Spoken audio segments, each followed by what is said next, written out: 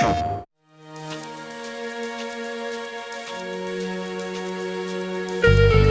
everyone, welcome to our Deathloop QuakeCon panel.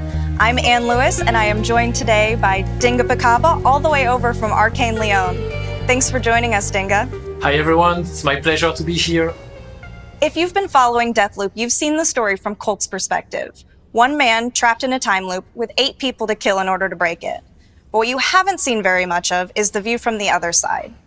Because Deathloop not only lets you play as our protagonist, it also lets you play as our antagonist, Juliana Blake, and step into her shoes as you invade Colt's story to try to protect the time loop, keeping the island of Blackreef trapped in its never-ending cycle.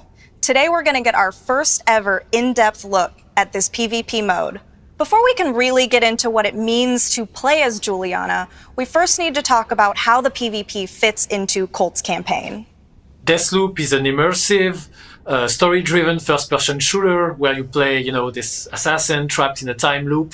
The twist here being that, yes, your nemesis, your antagonist, Juliana, can be played by either the AI or another player. And I guess we're going to talk a lot more about this. How does this mode actually work? When you decide, I'm going to play as Juliana, I want to protect the time loop, what happens when you jump into that game?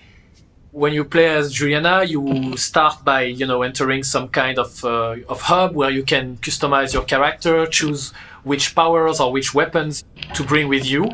And then you choose whether you want to invade a random player that is playing through the campaign, or one of your friends, which is, sometimes quite fun when you see that, aha, Dana is playing right now. That could be a good idea to invade her and have a little fun. And obviously, these are going to be 2 very unique experiences playing as these 2 different characters. But what makes the experiences so different? Colt has his own signature power that is called Reprise. And it allows him to die twice and come back, which basically you can say it's 3 lives in video games terms. And that's a big difference because Juliana has only once. If you kill Juliana, then she's back into her menu and she can invade someone else. And that's interesting because definitely Colt is able to take a bit more risk, which generally encourage Juliana players to be a bit more, careful, a bit more devious, and use things like trap, deception, misdirection, a lot of different things. But apart from that, they can both have access to the same powers, the same weapons, so you will be facing someone that is your match. You mentioned that playing as Juliana can sometimes feel like you're a detective. So playing as Juliana really does require you to kind of have this more in-depth knowledge of Blackreef. She is the Blackreef expert, Colt is not, so she really needs to be a little bit more knowledgeable, aware of her surroundings. Especially in the beginning, you don't know a lot about her, but it's pretty clear that she knows her Blackreef. She knows the island through and through. It's really something that rewards your knowledge of the map. Knowing that an NPC is supposed to be patrolling in this street, and they are not patrolling, so probably Colt has eliminated them. Knowing where the weapons are, where the hotspots, I would say, are. Knowing where the nice sightlines, if you're in the sniper mood, it really pays off. When you're hunting as Juliana, you're clearly hunting big game. You're hunting someone that is dangerous, that is driven, maybe they found a cool weapon and they don't want to lose it, so they will fight to the death. The ultimate test of the game is playing against someone that is as strong as you and trying to outsmart them or overpower them, depending on what your playstyle is. Something else that you brought up earlier is the fact that Colt doesn't have to fight against Juliana. He can hide, he can extract from the map. But what is going to make Colt players want to engage with Juliana? Playing against another player is a nice change of pace in your campaign. Intrinsically, in terms of rewards, the first thing is that if you kill Juliana, she will drop some interesting loot. She can drop a weapon, and it will always be the highest quality weapon. She can drop a power, she can drop a power upgrade, which are things that are, you have to fight hard for because powers are owned by the visionaries, the targets. She can also drop trinkets that are, basically your perks or your weapon upgrades or character upgrades. You also get a nice amount of residium, which is the resource of the game that you can harvest. It allows you to keep your weapons across the loops, so it's quite desirable to get twice the residium in a mission target. Imagine that you already lost 2 of your lives and you have only 1, and you know that Juliana invaded. Well, you have nothing to lose. If you manage to kill her, well-placed bullet or drop assassination from a roof on an unsuspecting Juliana and hop, you're back to have your 3 reprises and you can proceed with your mission. On the flip side of that, what makes players want to play as Juliana? We've talked about how it's a very unique experience being able to play as the villain, and I think that that's something that's going to be a draw for a lot of players. You hit the nail on the head, as you Americans say. The fact that you are able to play as the villain, as the antagonist, as the bad guy here on Blackreef is, I think, a major temptation.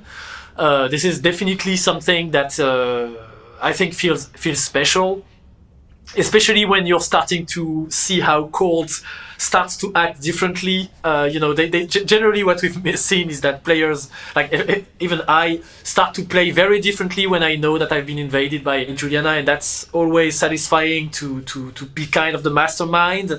But at the same time, I have only 1 life, so I have only 1 shot, 1 chance at this. So this is quite satisfying and quite unique when playing the game. We also wanted this to be an optional mode, so we are not gaining any progression for the campaign behind playing as Juliana. It's really for the fun of it, creating cool, interesting, and memorable stories with other players, and looking cool while doing it.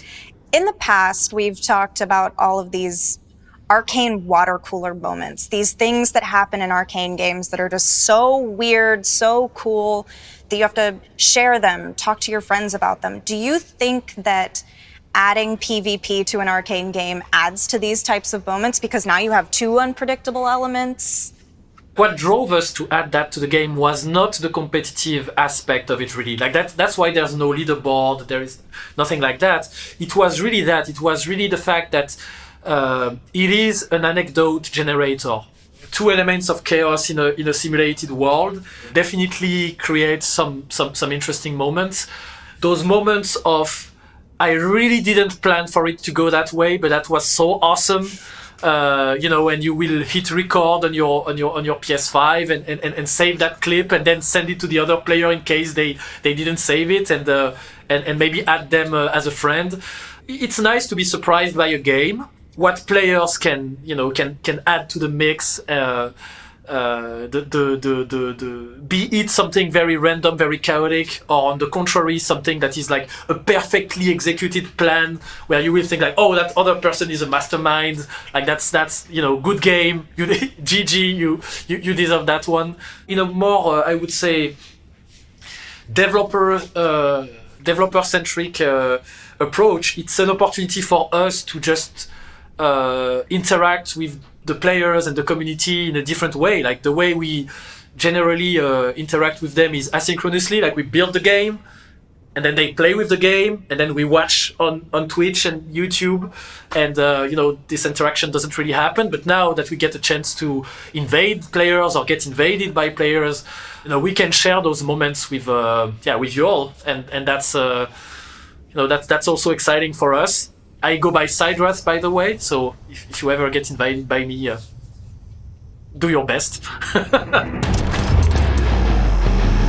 Welcome to the panel, Bennett. I want to start off by talking about the thing that is really at the heart of Deathloop, and that is this rivalry between Colt and Juliana, their dynamic. And it is a very complicated dynamic. There's a lot of teasing and mocking and jokes, but there are also these more conflicted moments between the 2 of them. What makes their dynamic so complicated, without spoilers, of course?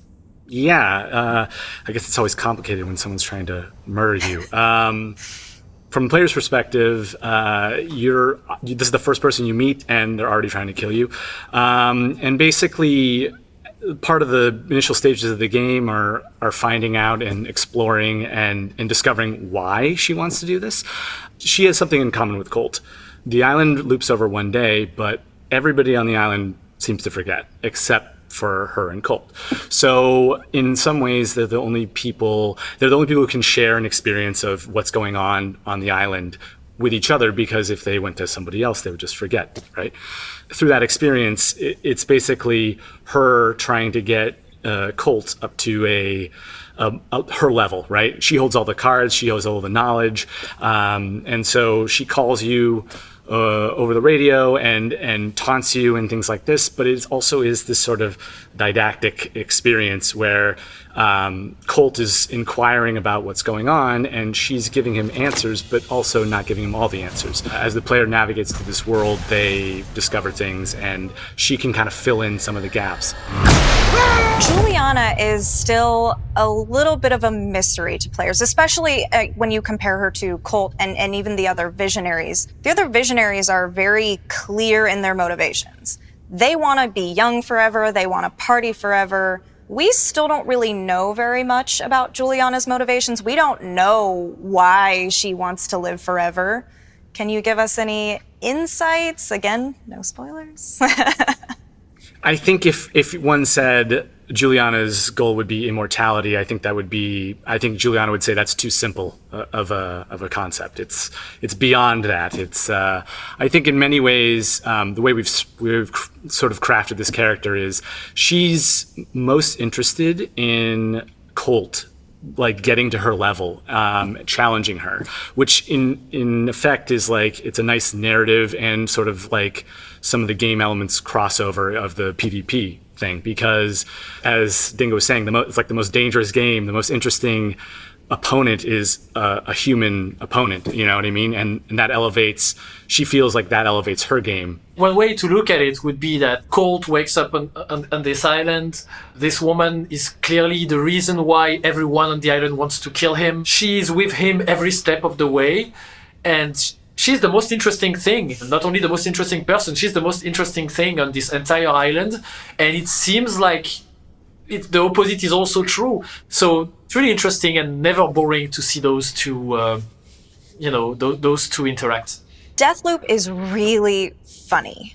I think that it's pretty fair to say that the humor is a lot more prevalent in this game than it has been in past Arcane games. Was this always the decision, or is this something that kind of evolved along the way to make Deathloop, play with it a little bit more, have that fun and bring comedy into it?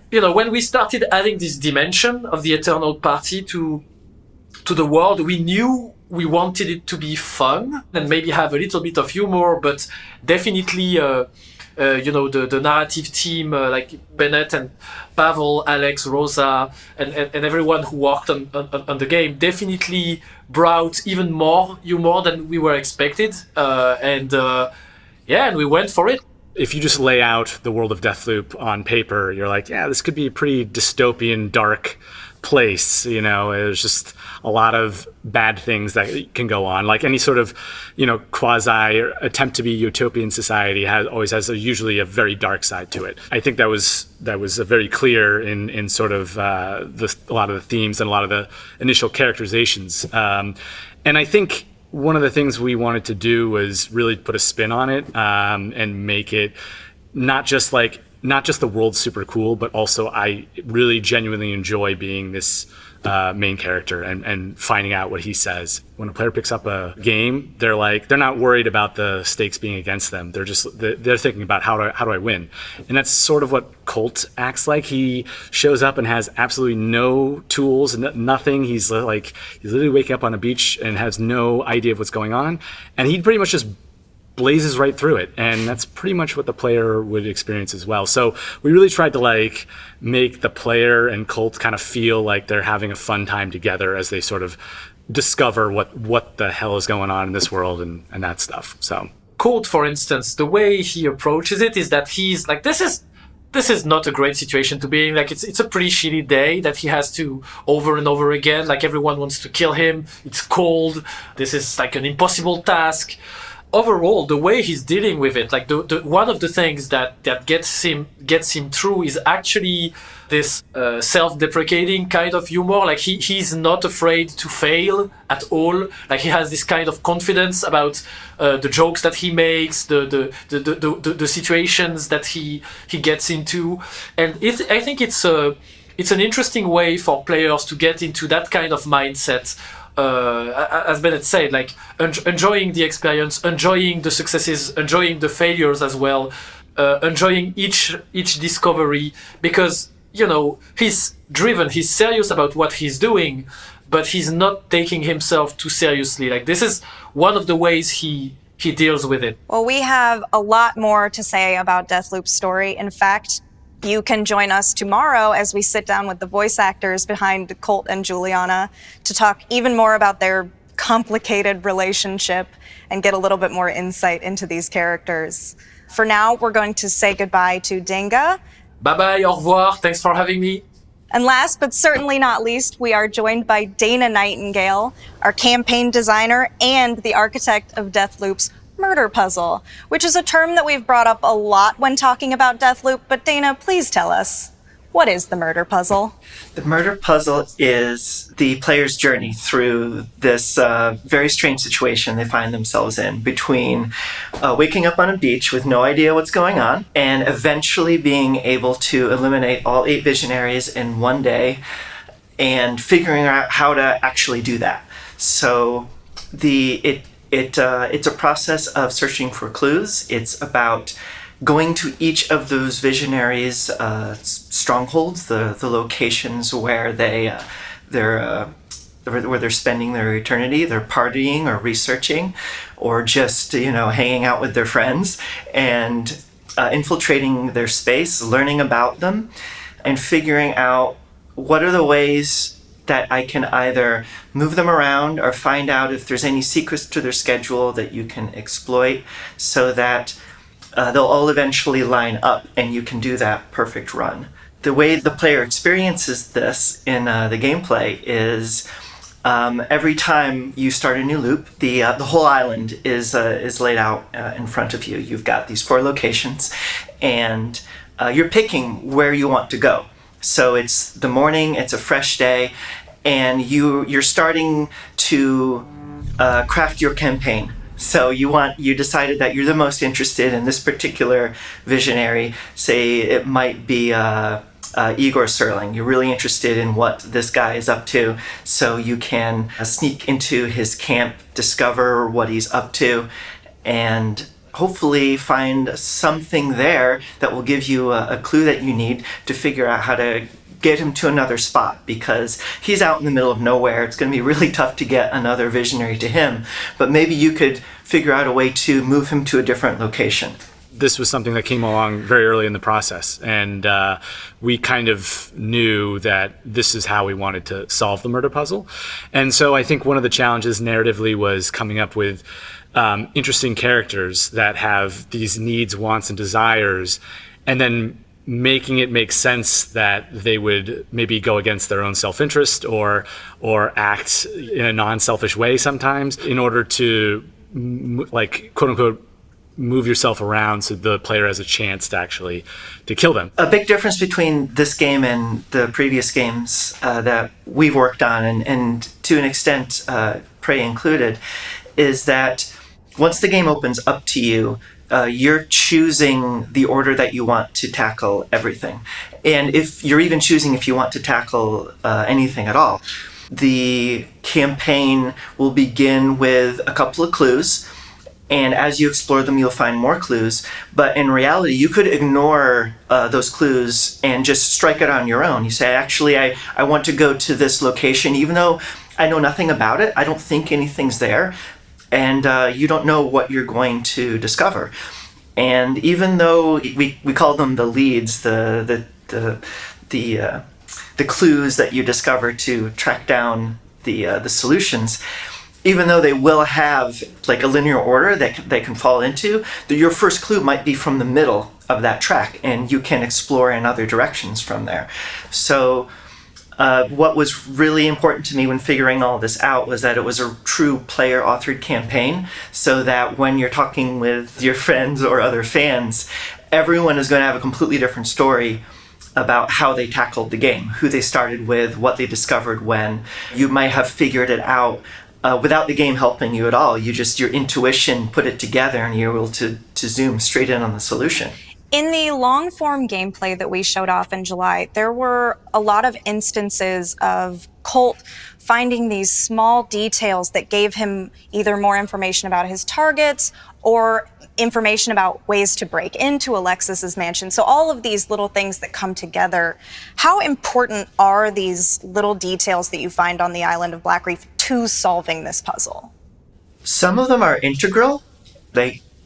You need this clue in order to progress to a certain location. It might be giving you a key combination to a locked door, so you really have to figure out where this piece of information is and track it down. But there's a lot more stories on Blackreef than just the story of Colt and the Visionaries and Juliana and the rivalry and the time loop even. So you may stumble across something that has something to do with a personal story from one of the other people living on the island, or something that happened before the time loop. And that could lead you to a vignette or a piece of content or a puzzle that is its own puzzle and story unto itself. So, if you've played any of our other games, you know that we love to pack our maps full of things to discover and other stories and all the little signs of life that make the world feel bigger than just your own experience. And this is no exception. In fact, I think we might have packed more into this game than any of the others. In Deathloop, you're not really beholden to following the murder puzzle every step of the way. You can step off of the path. You can do a little bit of exploring outside of that. What is there to do outside of the murder puzzle? What are you seeing? What are you experiencing when you're not actively playing detective and trying to find that golden path? The bizarre hijinks of the Eternalists. They get up to some pretty interesting little adventures. Now that they're in the loop, a lot of them are just left to their own devices, and they come up with all of these sometimes quite extreme ideas for how they're going to have their fun. And there's characters with schedules beyond just the Visionaries. You could learn that this particular group of people are going to be in this other map later in this other location. But something bad happens because of their idea of fun just happens to go terribly wrong and half of them die. Well, maybe you can tweak that, and then when you go to one of our other maps later in the day, now they're there. Now they're continued on their strange adventure and they're partying in a different way. But now this new location is unlocked. Practically speaking, to the player's progression, that might mean new trinkets, new weapons, but for me it means more of the story, a new location to explore, getting a better sense of what this world is about, and this is something that we just fill the game world with. Yeah, the Eternalists like to mess around with things that go boom, so, there's all kinds of dangerous things you can get yourself involved with, so... Speaking of dangerous things you can get yourself involved with, from either a development standpoint or a player standpoint, do you have a favorite visionary to assassinate? From a pure player perspective, I'm very happy with what we came up with for Frank. And the reason why I feel like as a player that's the most satisfying is I think out of all of them, that's the one that you can complete just based on your own intuition. The player looking at what the game is showing them, and rather than following the clues, you can make an intuitive leap and rush to the end and solve it very quickly if you're paying attention, if you know what's going on. And I'm really happy that we were able to construct the campaign in a way that rewards that. You don't have to go through all 16 steps. You can jump straight to the end if you notice things. And I hope that when players do that, they'll feel the same satisfaction that I had when we were able to get that working. I actually really like Frank. I think as a character, he's he was a fun character for us to write. The actor who performed him, Andrew Caldwell, was great. He's a kind of a different. I mean, like all the characters are different in their own right, but for some reason, I think Frank is he's kind of the most fun to hang out with aside from Colt, I think. And also, I just love he's got this club basically where you can go and find him at, and it's just a fun map to play. So I really like Frank's mission. Well, you guys will be able to experience Frank's mission and all of the other Visionaries missions when Deathloop launches on PlayStation 5 and PC on September 14th. I want to thank you all so much for joining me today. It's really been a blast. Thank you. Well, thank you for inviting me. And we will see you later this weekend when we have that panel with our voice actors to talk about Colt and Juliana a little bit more. See you then.